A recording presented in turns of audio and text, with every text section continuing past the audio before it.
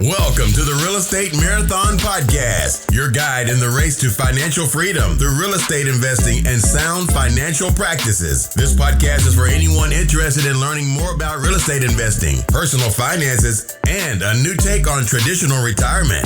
Now, here are your hosts, Larry Fiero and Mike Moe.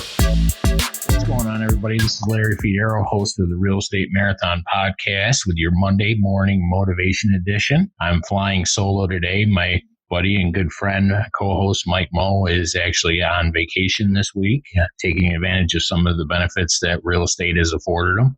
He is in Hawaii for 9 or 10 days. He's supposed to be flying back sometime tomorrow, I believe it is, but I'm doing the Monday morning motivation by myself and just wanted to let you know that some of the benefits that real estate has afforded us is the ability to take a 10-day vacation in Hawaii. So it's one of those things that we can use to motivate us to do a little bit better, get our rental properties bought, get our cash flow up there. So what I'm going to do is for the next 7, 8, 10 minutes, somewhere in that range, we're going to talk about getting your Monday morning started off correctly for the week ahead. We're going to check into the call for action that we did on the previous podcast and just kind of make you follow up with us and let us know what you're doing and how the week's going. So our call to action from the previous episode, we did a deep dive into the property income. What our call to action was is to start analyzing properties. Get out there, talk to people in the market, check with property managers, get on Zillow, check and see what situation is with the market that you're looking into, and want to check and see how that's going with you. You got to start making these phone calls, check on Zillow, look into the properties and your target market and just see what you got going on. Are you going to be able to make money? Is it going to cash flow properly? That's all part of the due diligence for making sure that your investing career gets started on the right foot. So if you haven't actually started looking at Zillow, go ahead and stop this right here. Just check on Zillow. If you're driving, when you get to a computer, just check on Zillow, see what your market looks like. So the motivation for this week, we're kind of coming up to the holidays. It's a few days before Christmas here and start getting a little reflective on some of our previous shows. Wanted to talk a little bit about your credit score. It's one of my favorite topics. I know Mike loves the credit score topic. He's not a big fan of the numeric number that they put on it, but it is definitely a necessary evil. And I use it as a gauge to let me know how I'm doing in my investing career. So what you need to do for this week is you really got to start getting a handle. We're coming towards the end of the year. We're looking at going into January, February. You need to start off this year on a strong note with your credit score. I can't stress enough how important the credit score is, because everything that you do is based on your credit score. Anything you buy, your car insurance, you really got to know what your number is. You really got to follow up with that, do everything in your power to improve your score, get to the 750, 800 range. You know, I try not to stress it enough, but it's one of those things that you guys really have to have a handle on, because if you don't have a good credit score, that sends a clear message to the people that would be lending you money that you actually are irresponsible with money, can't not necessarily be trusted, but can't manage it properly like the banks and the mortgage companies need you to. And that's definitely not the message that you want to send to them. You have to start today and make it one of your priorities. If your credit score isn't the greatest, you need to find out what problems you're having in the credit score arena. Just take care of those problems, because one of the things that these mortgage companies are going to want to see is that if they lend you $150,000, $200,000 to buy a duplex or a quad, that you're actually going to pay them back. And if you can improve your credit score to that point, then you're going to be able to go to them and say, this is my credit score.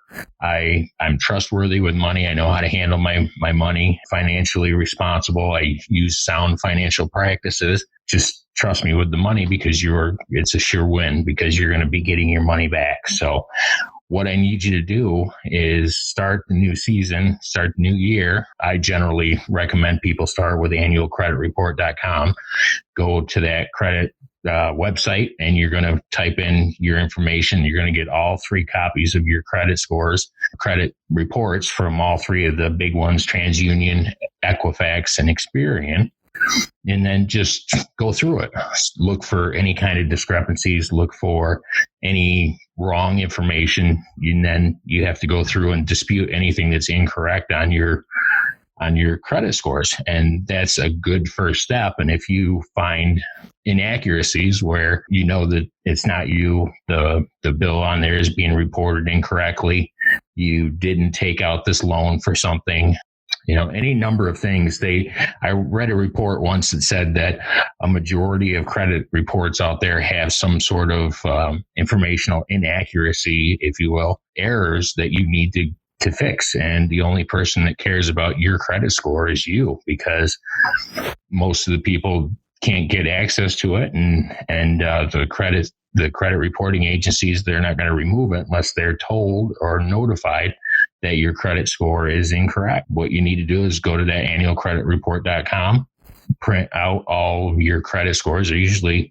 15, 16 pages long, line item by line item, go through it, mark every inaccuracy, and then go about disputing it. Because once you get that corrected, then you can look at other things that are accurate that may be a problem. Do you have missed payments? Do you have too much credit utilization on your credit score?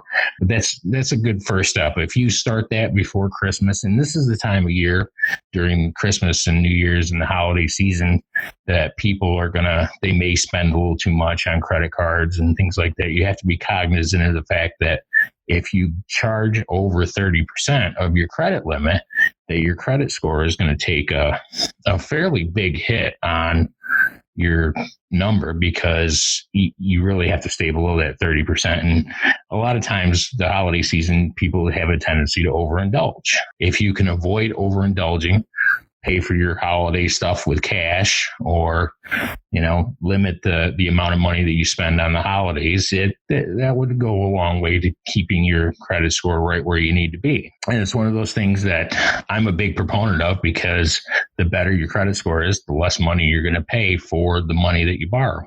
So your interest rate is going to be lower.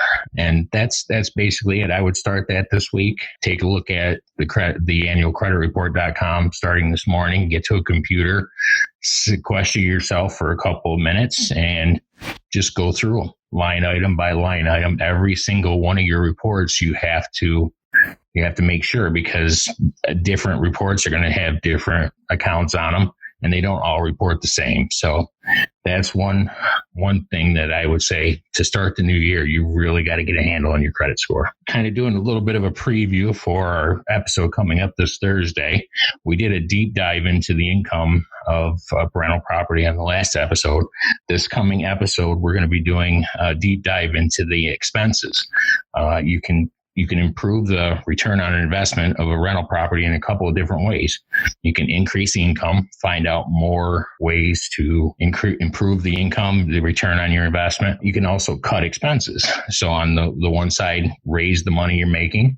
On the other side, deduct or reduce the number of money or the amount of money that you're spending on these expenses. So I'm looking forward to you guys hearing that this Thursday. Just look for it, the deep dive into property and expenses. Next week, we're going to be back on track with Mike coming back from Hawaii. One of the other things that you can do coming up towards the first of the year is figure out what financial freedom looks like to you.